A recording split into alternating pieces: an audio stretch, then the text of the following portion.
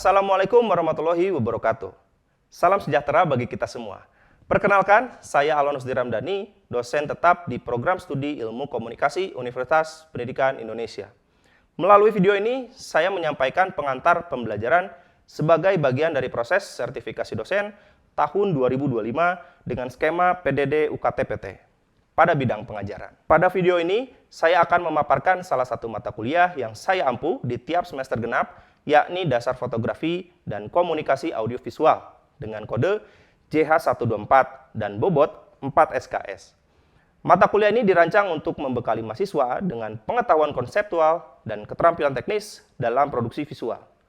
Fokus utama adalah bagaimana fotografi dan videografi digunakan sebagai media komunikasi yang efektif dan bermakna dalam konteks keilmuan komunikasi.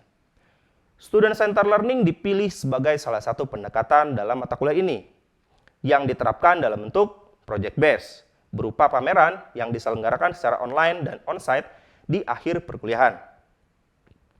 Dalam video ini saya akan membahas topik berkaitan dengan komposisi dalam fotografi, yaitu salah satu materi yang penting yang harus dikuasai oleh mahasiswa untuk menghasilkan karya visual yang estetis dan komunikatif. Materi ini mencakup elemen visual seperti angle, framing, dan balance, serta bagaimana elemen-elemen tersebut membentuk pesan yang kuat dalam foto.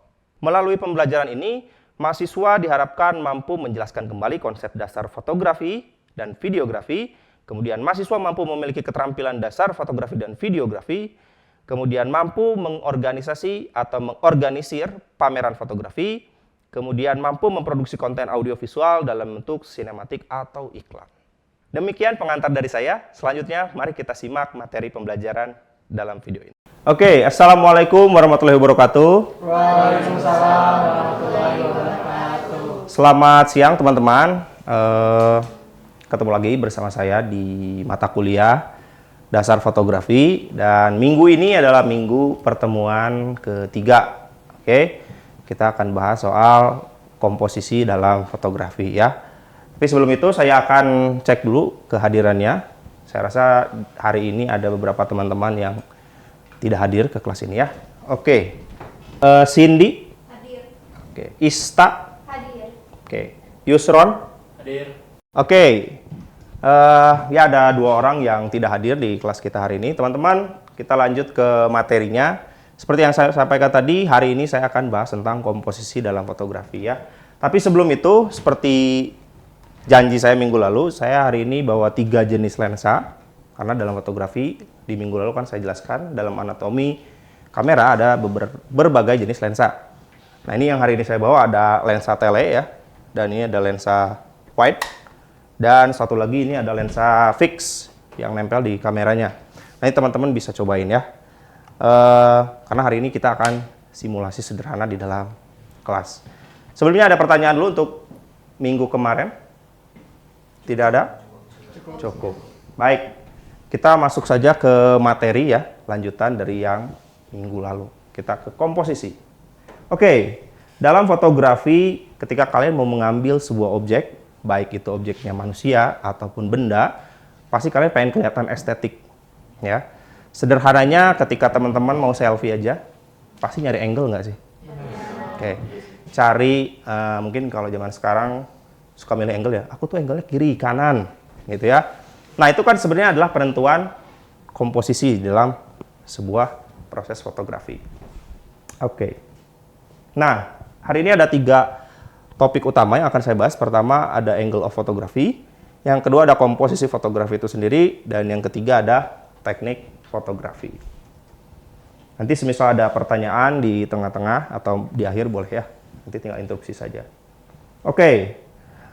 Dalam fotografi dan juga sebenarnya videografi itu ada yang disebut dengan angle of photography. Artinya kita mengambil frame atau mengambil posisi dari sebuah objek yang ingin kita ambil. Oke. Nah, di sini saya mengelompokkan jadi dalam beberapa istilah. Karena di beberapa referensi istilahnya bisa jadi berbeda-beda. Oke. Dan kadang-kadang orang menggunakan akronimnya atau singkatannya. Ya. Jadi nggak disebut extreme close up, tapi langsung disebut ECU gitu. Oke. Nah, pertama ada extreme close up. Teman-teman, extreme close up itu dari sisi angle dia mengambil objek yang lebih dalam. Oke, ya contoh di visual ini ya bisa kelihatan yang diambil itu posisi matanya sebenarnya. Oke, ini namanya extreme close up. Jadi semakin dalam ke objek yang dituju. Dan biasanya ini kan angle of photography ini biasanya objek utamanya itu manusia, walaupun tidak harus selalu manusia, bisa aja misalnya hewan dan lain-lain. Kayak fotografi makro itu pasti extreme close up sebenarnya, karena kita mengambil detail dari sebuah objek. Oke, selanjutnya ada close up. Nah, close up itu kalau di kotak sini gitu ya, itu posisinya adalah dari dagu manusia sampai kepala. Oke, dan ya sebagian sini saja gitu. Artinya agak lebih menjauh daripada extreme close up. Selanjutnya ada medium close up. Nah, biasanya medium close up itu diambilnya sampai dada objek kita. Oke. Jadi dari dada sampai ke kepala. Next, selanjutnya ada medium shot. Ini biasanya setengah badan. Gitu. Jadi istilahnya medium shot, ya. Kemudian ada cowboy shot. Nah, ini biasanya dipakainya dalam film sebenarnya teman-teman. Jadi di dalam fotografi nggak mengenal yang namanya cowboy shot. Biasanya itu adanya di film-film. Dan ada juga yang menganggap bahwa cowboy shot ini itu adalah posisi medium shot juga. Nah, kenapa ini disebut sebagai cowboy shot? Itu karena di film-film Amerika gitu ya, banyak angle-angle ketika aktornya adalah seorang koboi gitu ya, atau dia tuh jenggo gitu, itu dia adegan perangnya pasti dari sini kan. Ada adegan di mana dia nembak pistol itu dari sini, tidak begini gitu. Dan itu jadi shot-shot yang lumayan dramatis gitu di film-film action kalau di Amerika. Makanya dikenal lah sebagai cowboy shot. Kemudian ada medium full shot, itu dari lutut sampai ke kepala objek. Kemudian yang terakhir ada full shot di sini ya. Full shot itu adalah full tubuh objek manusianya dari kepala sampai kaki. Tapi ada yang lebih jauh lagi ya, ada extreme long shot istilahnya. Extreme long shot itu tidak hanya menunjukkan objek manusianya, tapi juga pada backgroundnya. Tapi lingkungannya juga terlibat di situ. Tuh namanya extreme long shot. Intinya semakin menjauh lah. Oke, aman ya sampai sini ya. Next, kita lanjut ke komposisi fotografi. Oke, kunci utama dari komposisi fotografi adalah intinya kita mencari point of interest. Ya, point of interest itu dapat diciptakan dengan berbagai cara, diantaranya framing, depth of field, leading lines, golden ratio, negative space, centered contrast. Ini jalannya. Point of interest itu adalah di mana objek yang kita foto, ketika kita ngambil satu objek, itu yang akan dilihat duluan sama orang yang lihat karya fotonya. Itu namanya point of interest. Ya. Metodenya banyak, ya ini tadi. Ada framing, depth of field, dan sampai ke kontras. Contohnya, nah, rule of thirds. Ini adalah komposisi yang memposisikan objek utama dalam foto pada salah satu potongan grid dalam sebuah foto. Kalau kalian pernah pakai kamera, handphone, atau kamera apapun gitu ya, itu selalu ada grid, ada garis yang memotong 4 titik gitu, yang saling bersilangan ya. Nanti munculnya seperti ini. Nah, kalian point of interest kalau pakai jalan rule of third atau metode rule of third, maka kalian harus menempatkan objek pada titik-titik potongan garis itu. Contohnya di sini, ini kan garis rule of third pasti di sini kan. Nah, posisiin aja objeknya ada di titik-titik itu. Itu namanya rule of third. Begitu. Kenapa ini jadi point of interest ya? Karena mata manusia itu dia tidak di tengah, teman-teman. Oke? Mata manusia itu secara anatomi tubuh dia kan sebenarnya nggak center gitu. Jadi pasti ada mata yang lebih dominan bekerja ketika melihat sebuah objek. Belum lagi kalau matanya minus atau plus misalkan.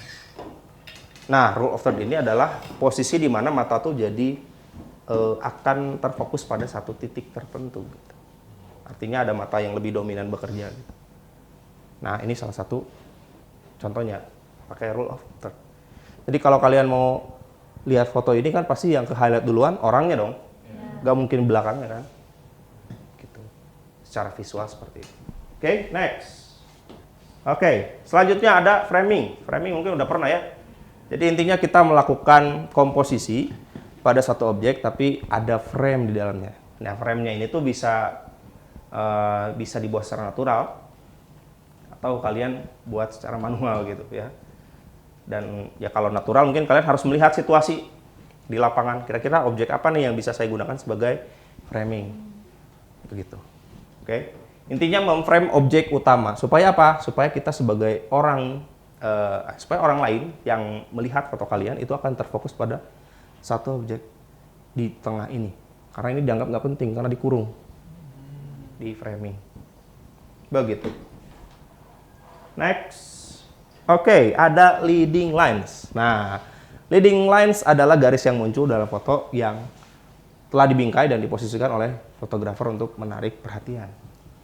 Nah, ketika lihat gambar ini pasti kan kita akan terarah sama garis yang tercipta di sini. Misal di foto ini aja. Ini kan ada garis ya. Nah, kita tuh akan fokusnya ke sini, tidak akan ke sebelah sini.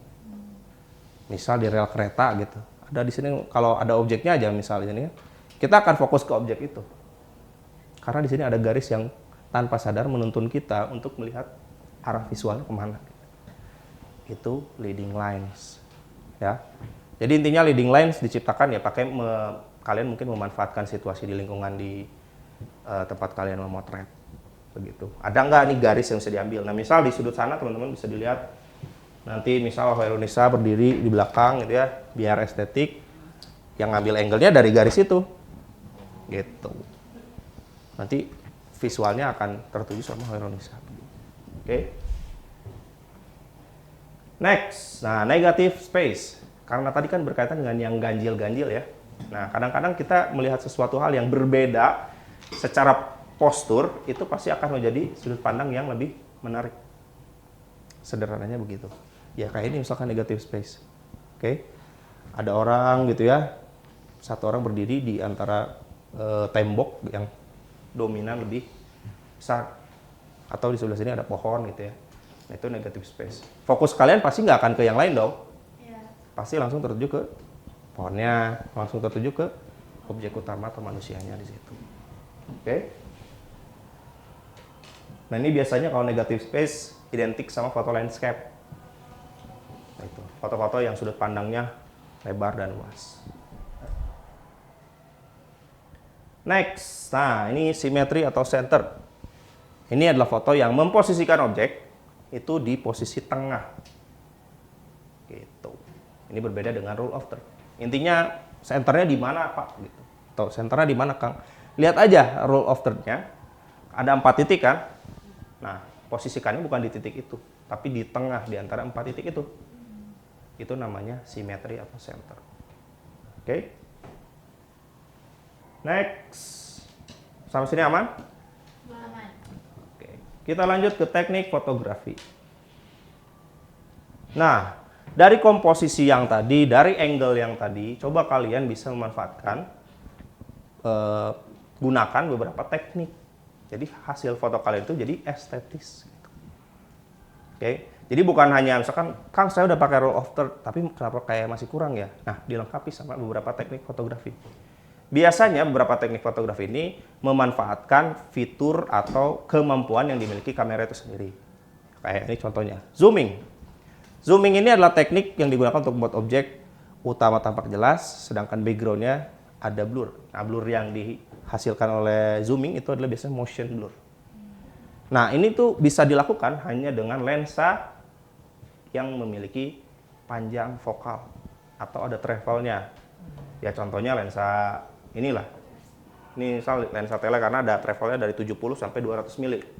Saya bisa bikin zooming. Karena ketika diambil fotonya gitu ya, ketika rana dibuka atau shutter blade dibuka, kalian harus menggeser panjang fokalnya. Jadi kelihatannya zoomnya itu tidak bokeh, tidak blurry di belakang aja. Tapi ada motion blur yang bergerak ke depan atau ke belakang. Begitu. Oke. Ini dihasilkannya dari lensa. Tapi kalau pakai fix gimana? Nggak bisa. karena dia nggak punya panjang fokal, nggak ada travel gitu.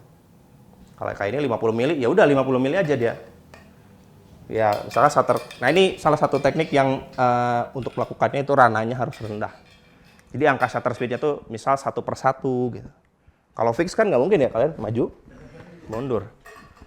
Mungkin yang ada motion blur-nya nggak lurus. Nah, akan sangat bagus ini tuh pakai tripod motonya. Itu akan sangat mudah. Selanjutnya ada panning. Panning juga sama sebenarnya seperti zooming, hanya saja yang membedakan kalau zooming itu yang bergerak adalah lensa. Oke, lensanya bergerak, berubah jarak.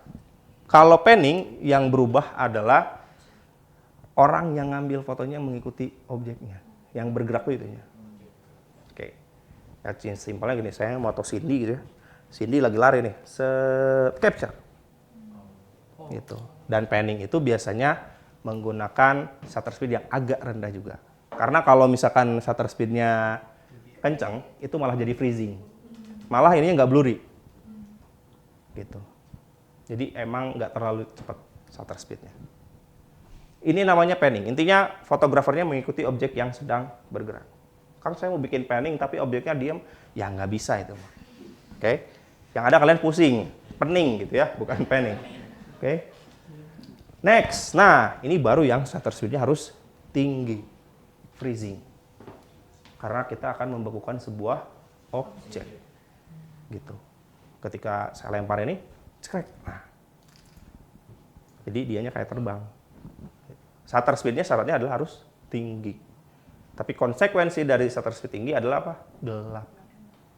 Makanya pastiin dulu lingkungan, lighting, dan lain sebagainya itu mendukung. Ya. Nah, ini istilahnya ada yang bilang ini freezing, ada yang menyebut sebagai high shutter. Oke. Ini kan teknik fotografinya, tapi bisa dikombinasikan dengan tadi komposisi, pemilihan angle, dan lain-lain. Oke. Begitu. Next. Nah, ada slow shutter. Ini jadinya apa? Ada yang menyebut sebagai light painting, ada yang menyebut sebagai apa ya istilah lainnya? Bulb, ada yang menyebut sebagai light trail. Nah, itu di fotografi itu uniknya begitu, banyak istilah-istilah yang muncul gitu ya. Kayak ada yang pernah foto pakai steel wool. Steel wool tuh kayak buat cuci, kalian kalau mencuci piring, ada besi gitu kan, yang bukan busa gitu, yang besi, yang kayak serabut gitu, itu dibakar terus diputar-putar sampai dia akan jatuh-jatuh kayak apa? Karena dia kebakar kertas, gak ada apinya, tapi ada kebakar kertas gitu. Kalau diputar-putar itu kan jadi kayak apa? Kayak bintang jatuh. Nah, itu teh namanya teh steel wall gitu. Gitu.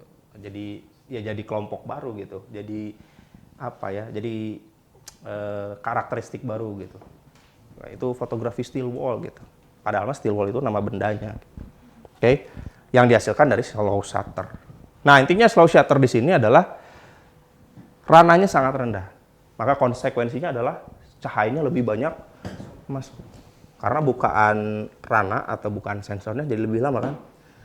Kayak buka keran aja. Makin besar atau makin lama sebuah keran dibuka, maka air yang masuk makin banyak. Tuh. Sama ini juga ya. Nah, yang sebelah sini juga sama. Itu slow shutter juga. Airnya jadi nggak kayak tetesan kan.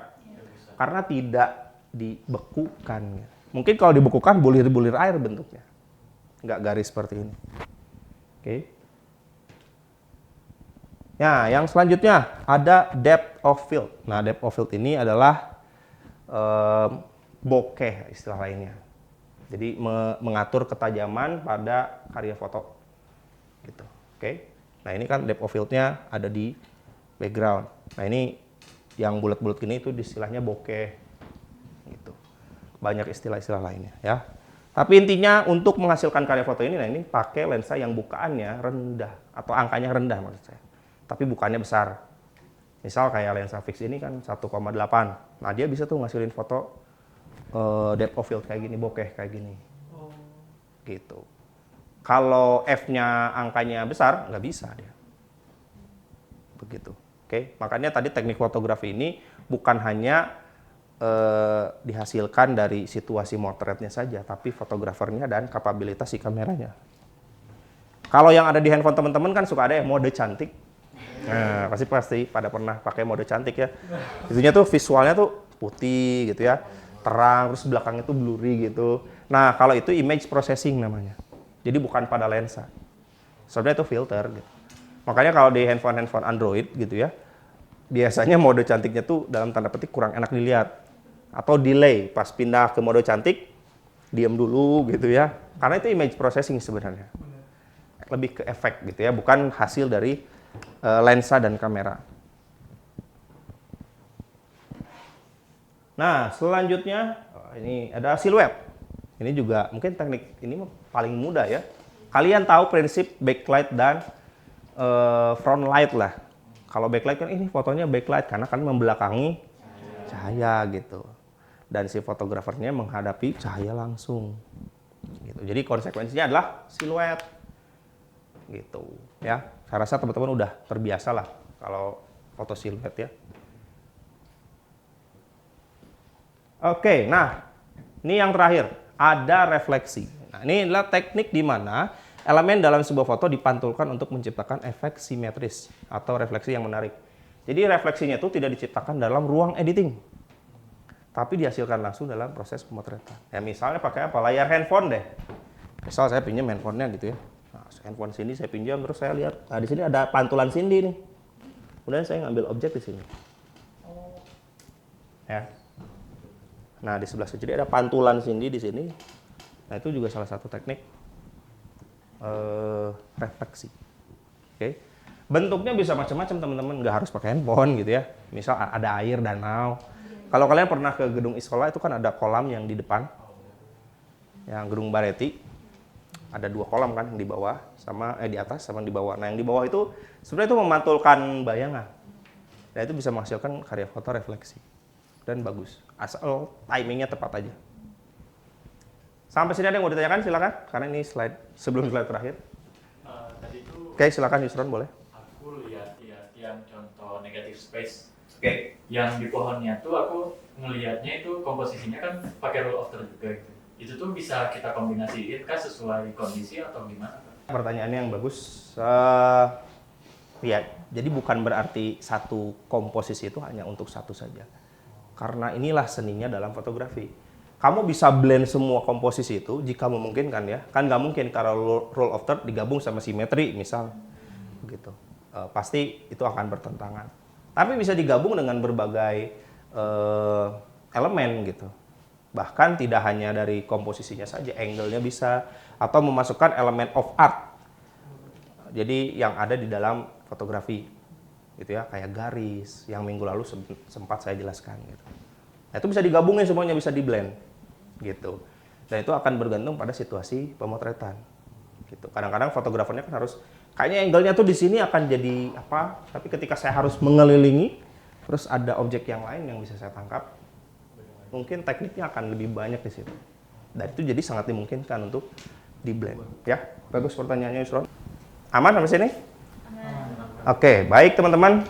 Sebelum kita mengakhiri sesi perkuliahan, ada sebuah tugas yang harus kalian kerjakan. Ya, nanti mungkin ini ditugaskan, tapi sebelum ditugaskan mungkin teman-teman harus ada yang mencoba.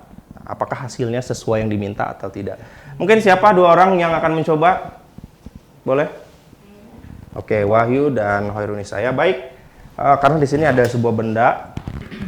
Nanti Hoirunisa dan Wahyu akan mencoba memotret. Kalian pilih dulu.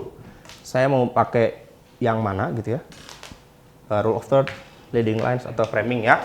Silakan nanti dipilih mau yang mana. Tapi yang pasti langsung kita lihat dan previewnya bisa lihat di sini juga sama teman-teman. Oke?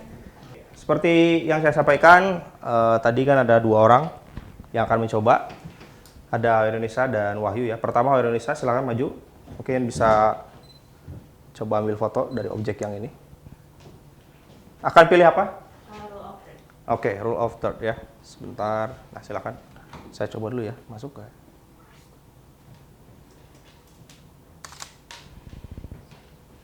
Nggak masuk. Oke. Kita lihat, silahkan. Hoirunisa, sorry. Rule of third ya. Boleh beberapa kali difoto dan kamu milih foto yang ini atau yang mana.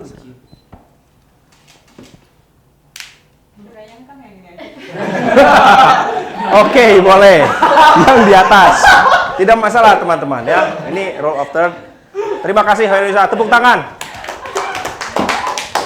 Next, Wahyu silakan maju. Berarti nggak boleh ambil rule of third ya. Pilihannya framing, kemudian ada center atau simetri. Silakan. Sudah? Belum?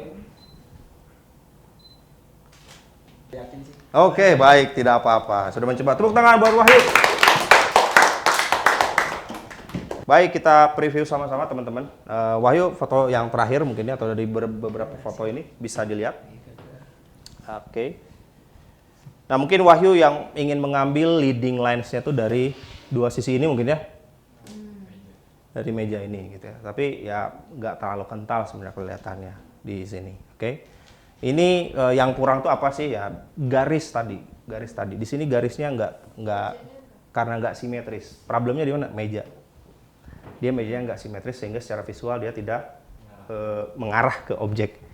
Mana objeknya di atas lagi ya, gitu. Solusinya pakai apa misal gitu? Bisa pakai benda lain. Misal bisa dikasih buku gitu ya. Terus kita ngambilnya dari pinggiran buku itu karena mengarah ke objek tersebut, bisa seperti itu. Oke? Tapi tidak masalah. Nanti teman-teman bisa mencoba lagi. Wahyu bisa mencoba lagi. Nanti dikirimkan ke spot ya di tugas. Kita review punyanya Hoirunisa. Nah, ini apakah ini rule of third? Nah, ini sudah tepat. Secara posisi rule of third-nya sudah tepat ya. Bagus. Nah, ini posisinya karena dia kalau mungkin di sini nggak kelihatan grid-nya. Tapi di kamera tuh pasti ada grid-nya dan ini posisinya sudah tepat. Rule of third. Oke, tepuk tangan. Oke, teman-teman. Nah, tadi yang baru mencoba Wahyu dan Hoirunisa. Saya harap teman-teman yang lain juga mencoba dan nanti dikumpulkan ke spot. Sampai sini ada yang mau ditanyakan lagi? Cukup ya? Baik teman-teman, saya rasa cukup untuk pertemuan kita hari ini. Dan kalau ada pertanyaan yang baru terfikirkan di luar kelas, teman-teman bisa langsung tanya aja lewat spot. Dan nanti tugas yang tadi saya sampaikan, itu bisa kalian akses di spot masing-masing dan diunggah di sana. Oke? Dan satu hal yang harus saya sampaikan, ingat komposisi itu bisa digabung ya dengan elemen apapun, dengan angle apapun itu bisa digabung, tergantung situasi dan kondisi dalam proses pemotretan itu sendiri. Harapannya semua teman-teman bisa melakukan pemotretan sebagai capaian pembelajaran dalam mata kuliah ini. Karena di akhir itu akan ada pameran, oke? Jadi teman-teman nanti akan melakukan pameran dengan hasil karyanya masing-masing. Yang pasti fotonya harus lebih bagus lagi. Makanya harus terus mencoba. Ya, hari ini dari hasil mencoba tadi punya Wahyu masih belum sempurna hasilnya, yang Hoirunisa bagus, tapi itu bisa jadikan pelajaran poin kesalahan di mana gitu ya. Yang Hoirunisa tadi sudah sempurna dan ini kebetulan lensanya juga fix. Jadi hasilnya ada bokehnya di sini kan, ada point of interest-nya di sini, begitu. Ditambah gitu ya antara point of interest bokeh atau blur tadi ditambah dengan rule of thirds. Jadi bisa dikombinasikan. Sampai sini teman-teman, terima kasih. Kita ketemu lagi di minggu depan. Jangan lupa tugasnya di submit di spot dan kalau ada pertanyaan bisa ditanyakan ke spot langsung. Sekian dari saya akhiri. Assalamualaikum warahmatullahi wabarakatuh. Oke. Demikian penyampaian materi yang dapat saya sampaikan dalam video ini sebagai bagian dari proses sertifikasi dosen, khususnya bidang pengajaran. Saya berharap materi ini dapat merepresentasikan praktik pengajaran saya dalam membimbing mahasiswa memahami konsep dan keterampilan dasar dalam fotografi dan komunikasi visual. Terima kasih atas perhatiannya. Assalamualaikum warahmatullahi wabarakatuh.